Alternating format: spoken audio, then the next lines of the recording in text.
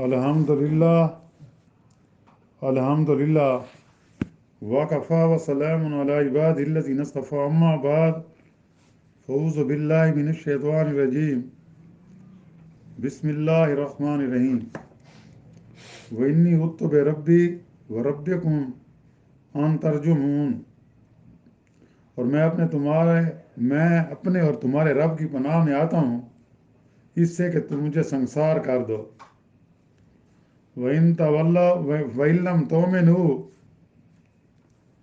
تُؤْمِنُوا لِي فَاعْتَزِلُونِ، اگر تم مجھ پر ایمان نہیں لاتے تو مجھ سے الگ ہی رہو۔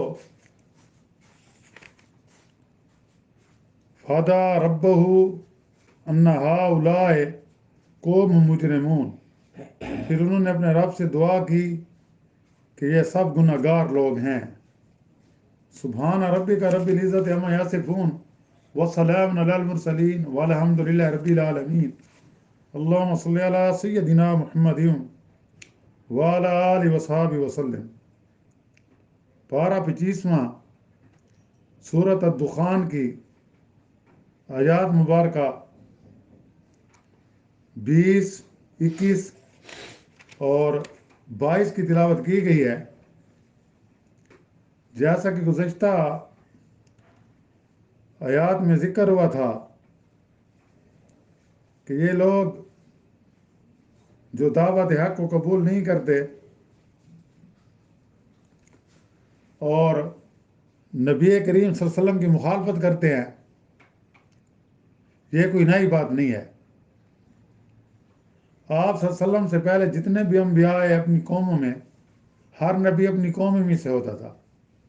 جیسا کہ آپ قریش میں آئے، لیکن آپ نے اور پہلے انبیاء میں فرق یہ ہے کہ پہلے جو آپ سے پہلے انبیاء آئے وہ خاص قوم کے لیے ہوتے تھے، اپنی خاص علاقے کے لیے ہوتے تھے، لیکن آپ صلی اللہ علیہ وسلم صرف قریش کے لیے نہیں آئے یا اہل مکہ کے لیے نہیں آئے، بلکہ پوری کائنات کے لیے اللہ تعالیٰ نے آپ کو جن و انس کے لیے آخری نبی بنا کر بھیجا۔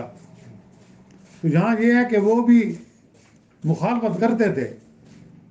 یہ جو آپ کی مخالفت کر رہے ہیں، باوجود اللہ تعالیٰ ان کو واضح پیغامات دے رہا ہے، قرآن مجید کی آیاتیں کھل کھل کر بیان ہو رہی ہیں، لیکن پھر بھی ایمان نہیں لاتے، تو یہ کوئی نئی بات نہیں ہے۔ کبھی یہ آپ کو کہتے ہیں آپ دیوانے ہیں، کبھی کہتے ہیں آپ کہ آپ جو ہے نا ساحر ہیں، جادوگر ہیں، کبھی کیا کہتے ہیں، اور اپنے ضد پر اڑے ہوئے ہیں۔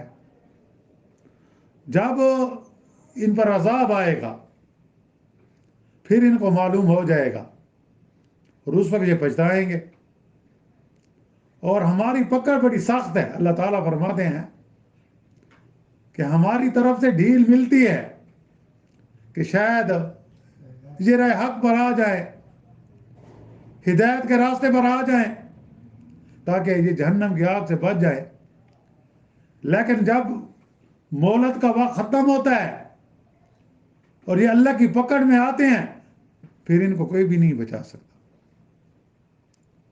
پھر آپ صلی اللہ علیہ وسلم کو تسلی دینے کے لیے اللہ تعالیٰ نے حضرت موسیٰ علیہ السلام کا ذکر فرمایا کہ قوم فرعون میں اللہ نے بھیجا۔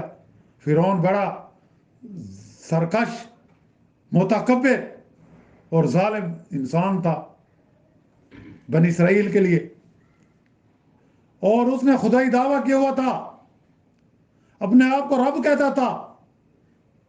اللہ نے حضرت موسیٰ علیہ السلام کو، یعنی کہ وہ بچہ جس کے لیے اس نے ہزاروں بنی اسرائیل کے بچوں کو قتل کروایا تھا، جس کے ڈر سے، اللہ کی قدرت تو دیکھیں، اسی بچے کی فریونوں کے ہاتھوں پرورش ہوئی، دربار میں پرورش ہوئی، اور پھر اللہ نے ایسے اسباب پیدا کیے کہ حضرت موسیٰ علیہ السلام کو اپنا مصر چھوڑنا پڑا، مدین میں گئے، پھر مدین سے واپس آئے، گھر والے ساتھ تھے، اور راستے میں کوئی طور پر پیغمبری مل گئی۔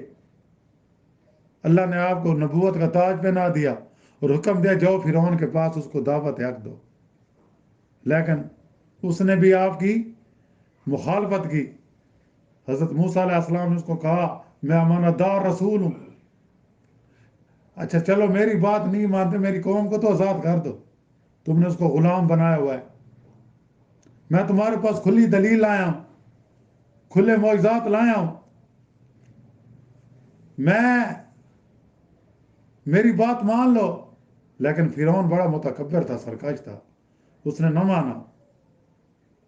تو پھر اللہ تعالیٰ نے حضرت موسیٰ علیہ السلام سے کیا فرمایا کہ وَإِنِّي عُوذْتُ بِرَبِّي وَرَبِّكُمْ أَن تُرْجِمُونِ، کہ اور میں اپنے اور تمہارے رب کی پناہ میں آتا ہوں اس سے کہ تم مجھے سنسار کر دو. فرعون کو کہا، یعنی یہ نہیں کہا صرف میرا رب ہے، تیرا بھی رب ہے، تو نے جو خدائی جھوٹا دعویٰ کیا ہوتا ہے رب، تو رب نہیں ہے. رب وہی ایک ہے جو میرا بھی ہے، تیرا ہے، پوری کائنات کا ہے. اور اس سے کہ تم مجھے سنسار کر دو. سنسار کیوں کہا آپ نے؟ سنسار کر دو. اس دعوت تبلیغ کے جواب میں فرعون نے حضرت موسیٰ علیہ السلام کو قتل کی دھمکی دی تھی کہ اگر تو باز نہ آیا نا میں تمہیں قتل کر دوں گا. جس پر انہوں نے اپنے رب سے پناہ طلب کی کہ میرے لیے اللہ ہی کافی ہے. اللہ کچھ نہ چاہے تو میرا کچھ بھی نہیں بگاڑ سکتا. یعنی جہاں توحید کا درس ہے کہ سب کچھ اللہ سے ہونے کا یقین، اور نبی کا یقین تو بڑا پکا یقین ہوتا ہے. نیتا ہے، اس کے ساتھ فوج نہیں ہے. ایک بھائی ایسا بنی اسرائیل والے ہیں تو وہ بھی ڈرپوک ہیں، ان میں بھی ہمت نہیں ہے، اکیلا ہے، اور اس کے مقابلے میں پوری بادشاہت ہے جس کے پاس فوج ہے، ہر قسم کے ہتھیار ہیں، اور اللہ کے بھروسے پر ان کا مقابلہ کر رہا ہے کیونکہ اللہ نے ان کو مشن دیا. تو جب اس نے کہا نا میں قتل کر دوں گا تو آپ نے کیا کہا؟ میں اپنے اور تیرے رب کی پناہ میں آتا ہوں، مجھے تیری ضرورت نہیں، میں تجھ سے نہیں ڈرتا. یہ جو تو مجھے قتل کی دھمکیاں دے رہا ہے تو میرا کچھ نہیں بگاڑ سکتا، تو مجھے سنسار نہیں کر سکتا. کیوں؟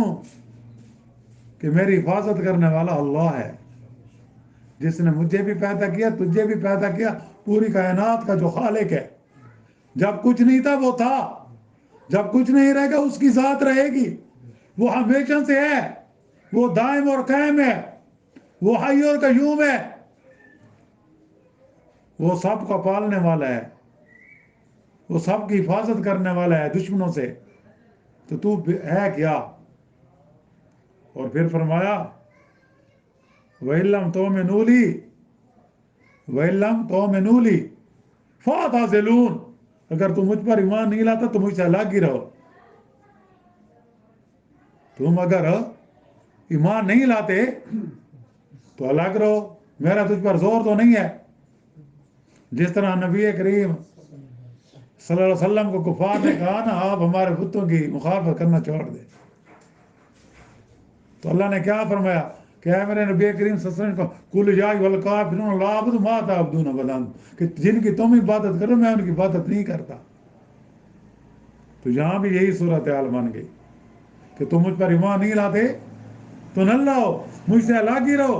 یعنی اگر مجھ پر ایمان نہیں لاتے تو نہ لاؤ، لیکن مجھے قتل کرنے کی دھمکی مت دو، مجھے اذیت پہنچانے کی کوشش مت کرو، مجھے تکلیف مت دو. نہ تم تکلیف دے سکتے ہو، تم تکلیف نہیں دے سکتے. کیوں؟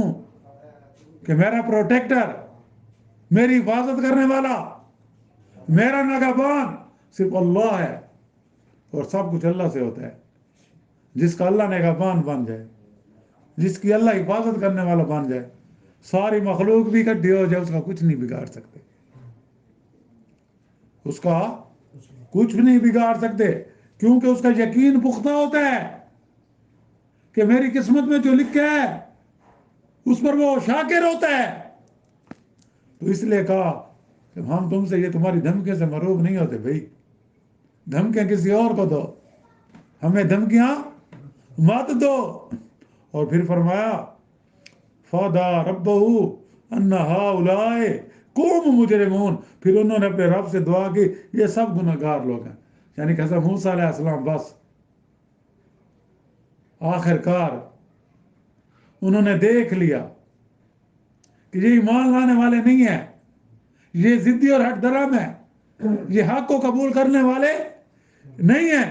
تو پھر انہوں نے اپنے رب سے دعا کی کہ یا اللہ یہ لوگ گنہگار لوگ ہیں، یہ میری بات نہیں مانتے، ان پر دعوت کو کوئی اثر نہیں ہو رہا، ان کا کفر مزید بڑھ جاتا ہے، جو ان کو معجزے دکھائے جاتے ہیں وقتی طور پر کہتے ہیں ہم ایمان لاتے ہیں، اور پھر اس کے بعد کہتے ہیں اب ہمیں یقین ہو گیا تو بڑا پکا جادوگر ہے، بڑا جادوگر ہے، تو جادوگروں کا استاد ہے.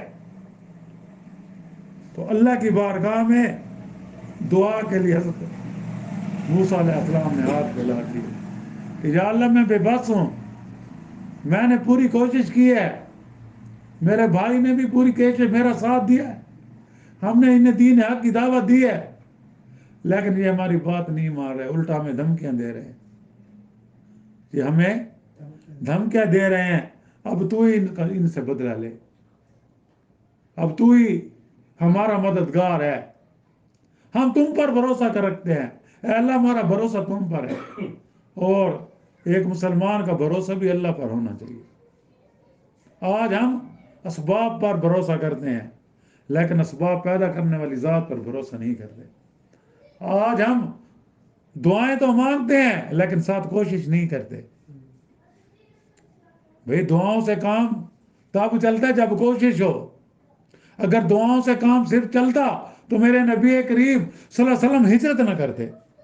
آپ اللہ سے دعا کرتے سارا مکہ مسلمان ہو جاتا، بڑے بڑے سردار ایمان لے آتے، لیکن سٹرگل ہے. 13 سال تکلیفیں برداشت کی میرے نبی نے، 13 سال آپ کو چین سے نہ رہنے دیا. جن صحابہ کرام نے اسلام قبول کیا ان کو طرح طرح کی اذیتیں دی گئیں، لیکن آپ دعا بھی کرتے رہے، ساتھ کوشش بھی کرتے رہے. یعنی ایسے نہیں کہ آپ گھر بیٹھ جائیں یا اللہ ہماری غیبی مدد کر. اللہ کی غیبی مدد اب آئے گی جب ہم بھی قدم اٹھائیں گے. پھر ہجرت کے بعد آپ صلی اللہ علیہ وسلم کی زندگی دیکھ لو، 10 سالہ زندگی ہے، 10 سال پھر بھی آرام سے نہیں بیٹھے، دین کی تبلیغ کرتے رہے، لڑائیاں لڑتے رہے. پھر غزوہ بدر ہوا، پھر غزوہ احد ہوا جس میں آپ کے دندان مبارک شہید ہو گئے، آپ کے چہرے مبارک پر خود گھس گئے. صحابہ کرام نے اپنے دانتوں سے نکالی تو ان کے دانت چلے گئے. آپ پر تیروں کی بچھاڑ ہوئی تو صحابہ کرام حصار بنا کر کھڑے ہو گئے تو حضرت اللہ کے بازو ہو گئے. تو یہ دین میں ہم نے کوشش بھی کرنی ہے اور دعا بھی کرنی ہے، یہ لازم ملزوم ہے. اللہ سے دعا بھی کرنی ہے اور دین کے مشن کو پھیلانے کے لیے جدوجہد بھی کرنی ہے. آرام سے نہیں بیٹھنا، تب کامیابی آئے گی. ایسے اگر دعاؤں سے کام چلتا نا تو پھر مسلمانوں کو جہاد کرنے کی ضرورت نہیں تھی. جہاد تو اس لیے ہے نا کہ صحابہ کرام نے حرمین کی نمازوں کو چھوڑا، جہاں 1 لاکھ نماز، ایک حرم پاک میں ایک نماز کا 1,00,000 گنا، مسجد نبی میں ایک نماز کا 50,000 گنا. انہوں نے ان نمازوں کو چھوڑا اللہ کے دین کی خاطر. آپ دیکھیں 1 لاکھ کم و بیش 24,000 صحابہ کرام تھے جب آپ نے آخری خطبہ دیا تھا، تو اس میں 10,000 کے قریب صحابہ کرام مدفون ہوں گے حجاز میں. باقی کوئی افریقہ میں پڑا ہے، کوئی ایشیا میں پڑا ہے، کوئی بخارا میں پڑا ہے. دیکھیں نا انہوں نے اللہ کے دین کے لیے، کوئی شام میں، کوئی کہیں عراق میں، کہیں کدھر، وہ کہیں افریقہ میں، وہ چین سے نہیں بیٹھے. انہوں نے اللہ کے دین کو پھیلایا اور اپنی جانیں قربان کی. تو اللہ تعالیٰ سے دعا ہے کہ اللہ تعالیٰ ہمیں دین کی صحیح سمجھ عطا فرمائے اور بقیہ زندگی قرآن و سنت کے مطابق گزارنے کی توفیق عطا فرمائے. اللہ تعالیٰ ہم سب کے صغیرہ کبیرہ گناہ معاف فرمائے اور اپنی حفاظت میں رکھے. جو مسلمان اس دنیا سے رخصت ہو گئے ہیں اللہ تعالیٰ ان کی مغفرت فرمائے اور ان کو جنت میں اعلیٰ مقام عطا فرمائے. اور مظلوم مسلمانوں کی اللہ تعالیٰ غیبی مدد فرمائے جو اللہ کے دین کے لیے جدوجہد کر رہے ہیں. فلسطینی مجاہدین، کشمیری مجاہدین، جہاں کہیں بھی مسلمان ہیں اللہ تعالیٰ ان کو کامیابی سے نوازے اور ان کی غیبی مدد کرے. اور اللہ تعالیٰ ہمارے مسلمان حکمرانوں کو توفیق دے، ان کے اندر غیرت کا جذبہ پیدا کرے کہ وہ اپنے مسلمان بھائیوں کی جانی اور مالی امداد کریں تاکہ کفر کو شکست ہو اور اسلام کا بول بالا ہو۔ اللہ تعالیٰ ہم سب کا خاتمہ بھی ایمان پر فرمائے۔ جو بیمار ہیں، گھروں میں ہیں، ہسپتالوں میں ہیں، اللہ تعالیٰ سب کو صحت کاملہ عطا فرمائے اور ایمان کے ساتھ زندہ رکھے، اور ہم سب کا خاتمہ بھی ایمان پر فرمائے۔ وآخر دعوانا الحمد للہ رب العالمین۔ ربنا آتنا فی الدنیا حسنۃ وفی الآخرۃ حسنۃ وقنا عذاب النار۔ صلی اللہ تعالیٰ علی خیر خلق محمد وآلہ وصحبہ اجمعین برحمتک یا۔ السلام علیکم ورحمۃ اللہ وبرکاتہ۔ تعلیم دین کورس بعد از نواح مغرب ہر عمر کے افراد کے لیے اس موقع سے فائدہ اٹھائیں، خصوصاً طلباء کے لیے جو کالج کے طلباء ہیں یا میٹرک کے طلباء ہیں۔ اس میں آپ کا اپنا فائدہ ہے۔ ایڈریس دیا گیا ہے، اس کو پڑھ لیں اور جوائن کریں۔ 3 کتاب جو مفت دیے جائیں گے، بالکل مفت کورس اپنی آخرت بنانے کے لیے۔ السلام علیکم ورحمۃ اللہ وبرکاتہ۔ Please subscribe my channel and like for more videos. السلام علیکم۔ رب سونے جوڑ بنائے ہن، ہر ٹھر کے نال سمائے ہن، سئی نال ہے یاراں دا مسکن، تو من